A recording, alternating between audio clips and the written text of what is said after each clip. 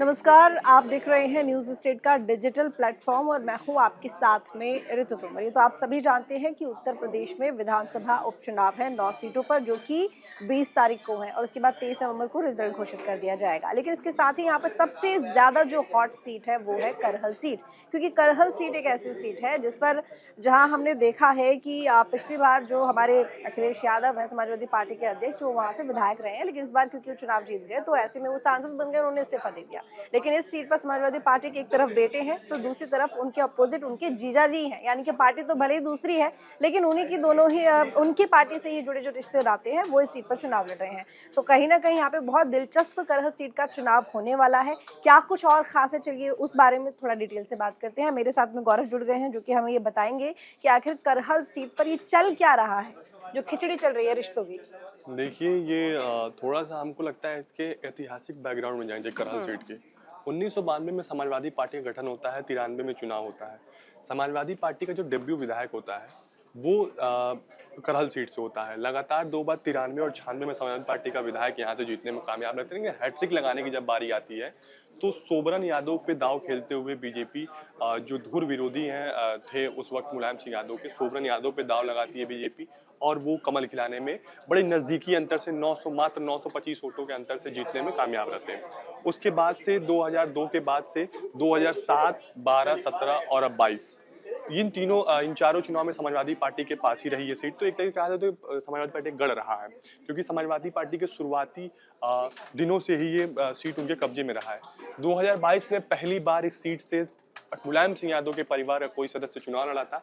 अखिलेश यादव ने चुनाव लड़ा, जीत भी हासिल की, बड़े मार्जिन जीत हासिल की थी। देखिए इसके ये जो सीट है ना, ये सीट अपने आप में बड़ा महत्वपूर्ण इसलिए हो जाता है क्योंकि इस सीट पे समाजवादी पार्टी का साख सिर्फ नहीं दांव पे है, बल्कि मुलायम सिंह यादव परिवार का साख दांव पे है। इस वजह से और देखिए बीजेपी ने लंबे अरसे के बाद एक बड़े मंथन के दौर में वहां देख कई नामों की चर्चा चल रही थी। संघमित्रा मौर्य का चर्चा चल रहा था, BS बघेल के बेटी के चर्चा चल रहा था। लेकिन जो बीजेपी है, भारतीय जनता पार्टी ने अनुजेश यादव को इसलिए लाया क्योंकि वहां 1.25 लाख के करीब यादव वोटर हैं।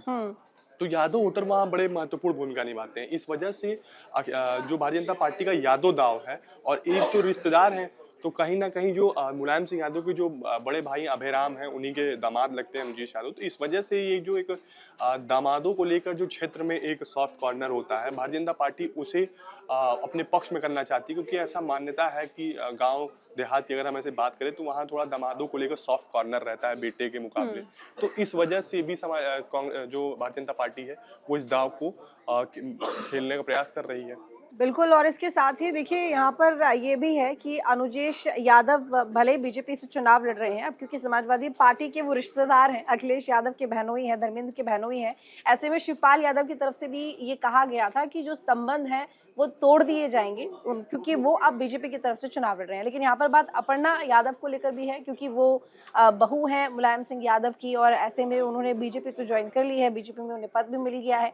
लेकिन ये भी एक बात है कि आप करहल सीट पर वो किसकी तरफ से प्रचार प्रसार करेंगे। फिलहाल उनकी तरफ से ये कहा गया है कि उन्हें अभी तक पार्टी ने किसी भी तरह का आदेश नहीं दिया है इस सीट पर प्रचार प्रसार को लेकर, लेकिन अगर देते हैं तो आखिर वो किसकी तरफ झुकेंगी ये तो खैर वक्त बताएगा। लेकिन उन्होंने एक बात यहाँ पर और कही है, क्योंकि ससुराल की भी जिम्मेदारियां होती हैं तो निभानी पड़ती हैं, तो उन्होंने दबी छुपी बात कही है। अब वक्त आने पर वो क्या करेंगी ये हम देखेंगे। लेकिन इसके साथ ही गौरव, आपने काफी जानकारी दी। अब हमारे साथ पंकज जी यहाँ पर जुड़ेंगे।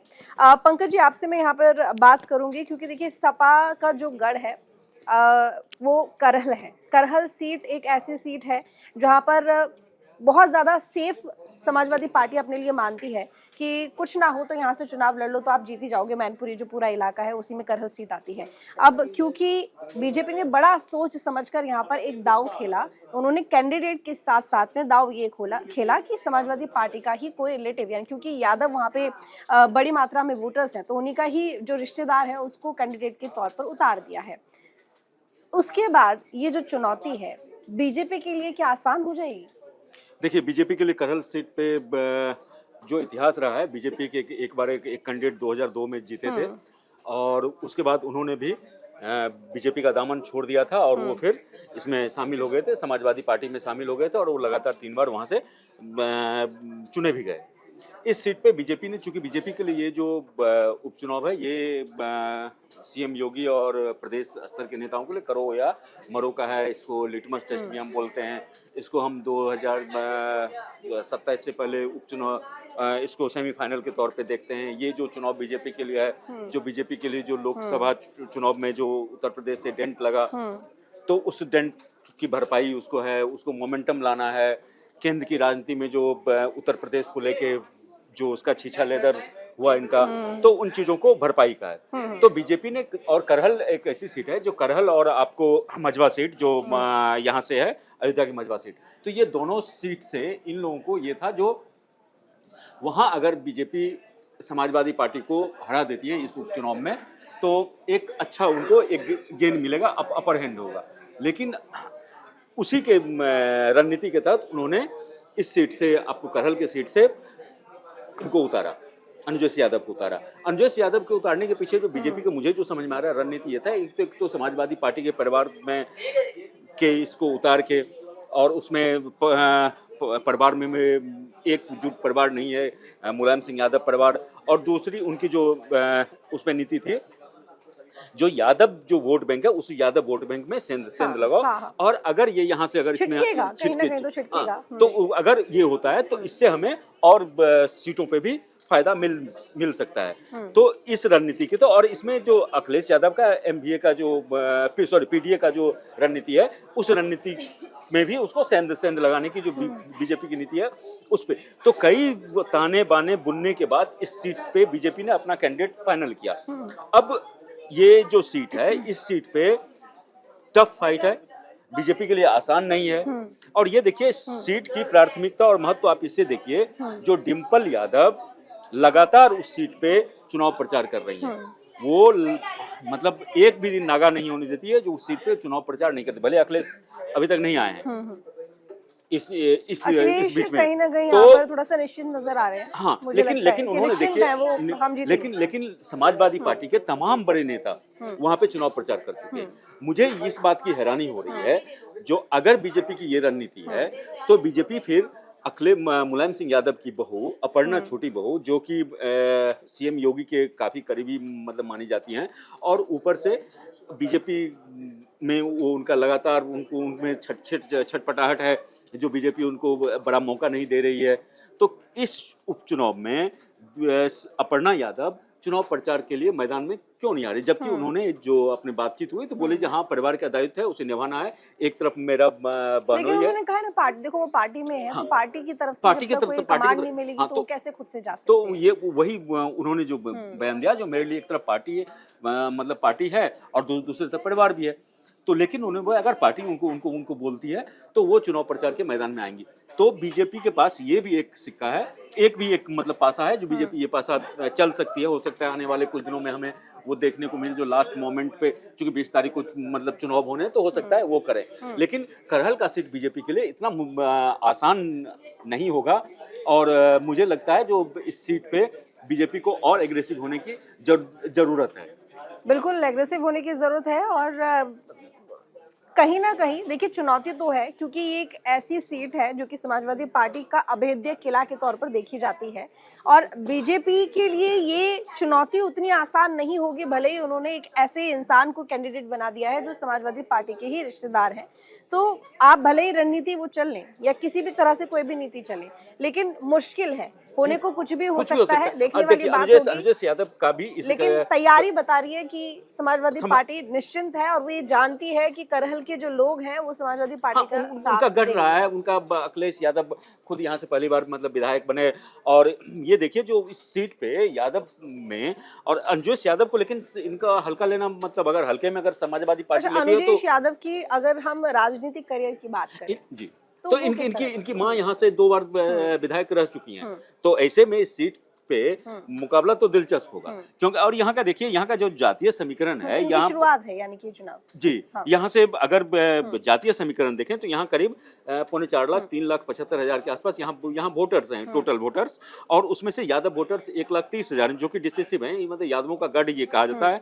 उसके बाद अनुसूचित जाति का 60,000 है, साकी का 50,000 है, ठाकुर का 30,000 है, पाल बघेल का 30,000 है, मुस्लिम का जो मुस्लिम वोटर्स की तादाद है वो 25,000 है, लोधी 20,000 है, ब्राह्मण 20,000 है और बनिया वोटर्स 15,000 वोटर्स हैं। तो ये जो वोटर्स है इसमें और मुख्य मुकाबला जो हम देख रहे हैं, जो चूंकि यादव में है, चूंकि दोनों बीजेपी और समाजवादी पार्टी की तरफ से दोनों हैं और वो समाजवादी पार्टी के परिवार के हैं, दोनों की अपनी अपनी शख्सियत है।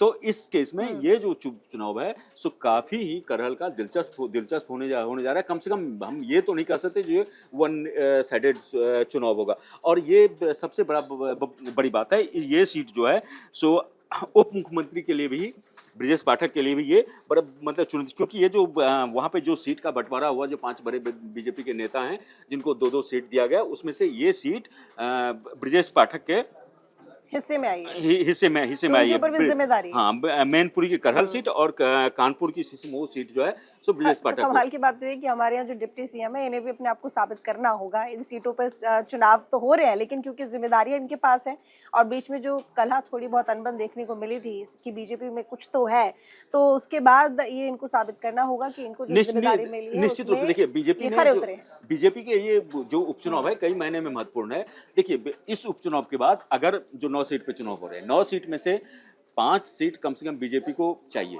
अगर 5 सीट से बीजेपी के पास कम आती है तो एक जो परसेप्शन आपको लोकसभा चुनाव के बाद में बना था, जो उत्तर प्रदेश से बीजेपी का जो रुख अब समाजवादी पार्टी की तरफ है और उत्तर प्रदेश से बीजेपी का जो जिस तरह से मजबूत पकड़ था वो पकड़ ढीली होती जा रही है।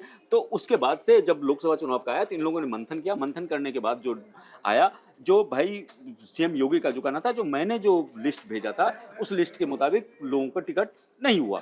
तो उसके बाद पार्टी में काफी कलह हमें देखने को मिला।